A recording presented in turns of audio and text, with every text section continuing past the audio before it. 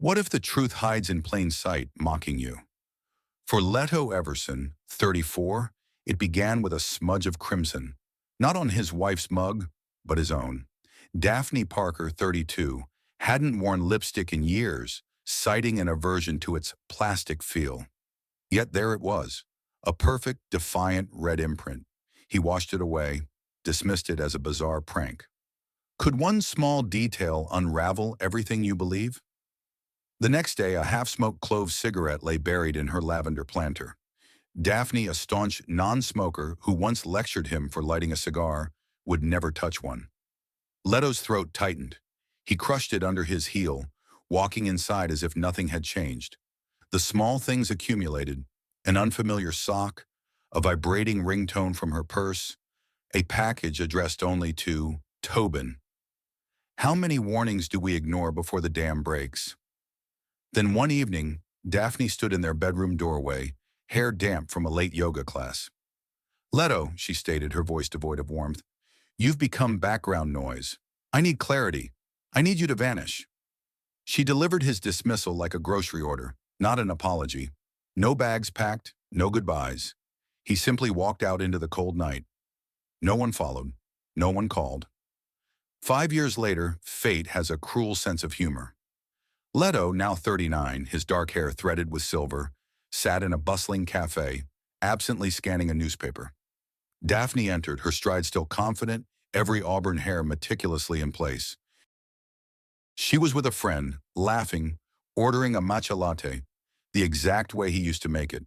Her eyes, however, seemed heavier, shadowed by an untold story. "Are you prepared for a reunion that changes everything?" He ducked his head, praying for invisibility, but she turned, their eyes met, and the color drained from her face. She dropped like a puppet with cut strings, collapsing onto the tile. A scream, a crash, frantic cries.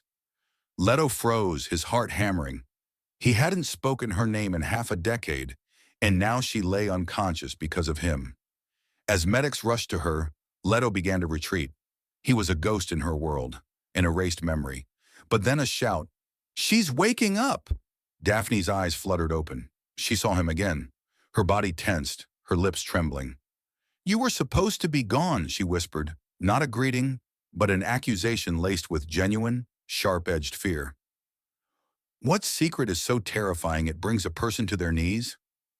Her panic made it clear. This wasn't guilt. This was exposure.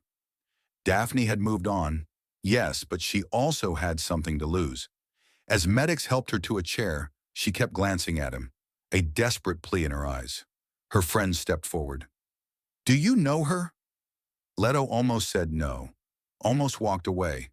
But Daphne's voice cut through the air, shaky yet firm. "He's my ex-husband. He left years ago. He's not supposed to be here." She painted him as a specter, a disruption. Leto took a slow breath. "I didn't leave. I was erased." The words hung heavy. Her friend looked confused. Daphne looked cornered. "Why now?" she hissed. "Why come back?" He hadn't meant to. He was just passing through town. But now everything shifted. "You can't ruin this for me," she pleaded, her voice low. "You don't understand what's at stake." He raised an eyebrow. "Then explain it." She just stared, terrified. He realized she hadn't just moved on. She'd rewritten history, and he was the inconvenient truth. How far would you go to protect a carefully constructed lie? That night, Leto checked into a cheap motel. Morbid curiosity led him to search her name online. Daphne Parker, smiling, successful. From survivor to CEO, how one woman rebuilt her life after her husband abandoned her. The sub-headline twisted his stomach. Delaney opens up about her past trauma, her ex's sudden disappearance, and how she rose from betrayal. The article painted him as emotionally distant, unstable, vanishing without a trace or money. It hailed her current fiancé, Tobin Hayes, as her rock. While he'd couch-surfed and taken warehouse gigs, she'd built an empire on his alleged villainy. Could your entire past be weaponized against you?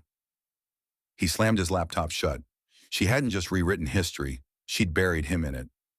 He called Caleb Miller, his best man. Caleb's voice was laced with shock. Leto, are you serious? Dude, I thought you were dead. Not missing, not gone. Dead. That was the narrative. She'd told everyone he'd had a breakdown, spiraled, and was presumed deceased.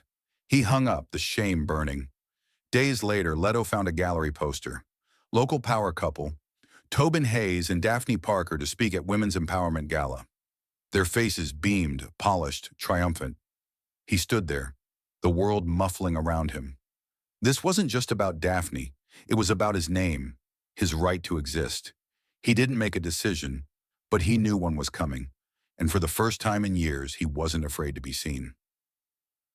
Your life will change in 7 days when you uncover the ultimate betrayal. The gala pulsed with self-congratulation. Leto slipped in, unnoticed amidst the shimmering dresses and forced smiles. He spotted Daphne, radiant in a navy gown, gripping a champagne flute like a prop. Her mask, usually flawless, flickered when she saw him. 1 second. That's all he needed. She crossed the room swiftly, her grip on his arm tight, her smile frozen. "What are you doing?" she hissed. "Crashing this event?" "I'm here to listen," he replied quietly. "To hear how you tell your story, the one where I'm the unstable one, the Phoenix." Her voice dropped. "You don't know what this could cost me." "Oh, I think I do," Leto countered, stepping closer. "And I think you're terrified they'll hear a different version. Please just leave before you destroy everything." That word, everything, got echoed. Everything she'd built balanced on his absence, his silence. "I already left once, Daphne," he said. "You told me to disappear, and I did. But now I'm not leaving until I get something back." "Like what?" She narrowed her eyes. "My voice." He turned and walked away. He was no longer her ghost. Leto found Tobin Hayes, Daphne's fiancé, leaving his sleek tech office. He cut him off. "Tobin," he stated, making the man flinch. "You know who I am. Good. Saves time." Tobin looked around nervously. "You were there before she told me to leave, weren't you? Helping her come up with, 'You should disappear'? That was scripted, right?" Tobin paused. "It wasn't supposed to go this far." "So you admit it? You helped rewrite my life?" Tobin stepped closer, lowering his voice. "She said you were unstable. Said you might hurt her. We all believed her because it was convenient." He looked tired. "What do you want, Leto?"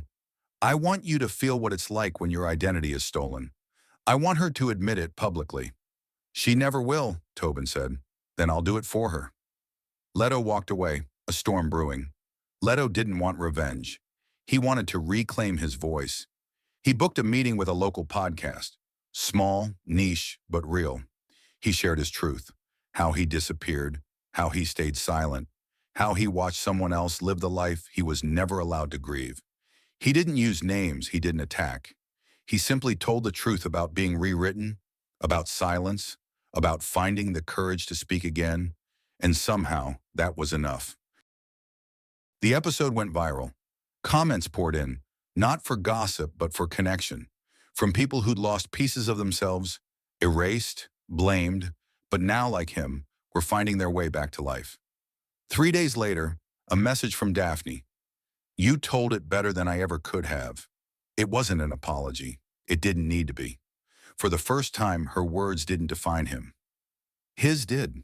Today, Leto teaches creative writing at a community center in a quiet town. He's dating someone who knows all of him, not the edited version.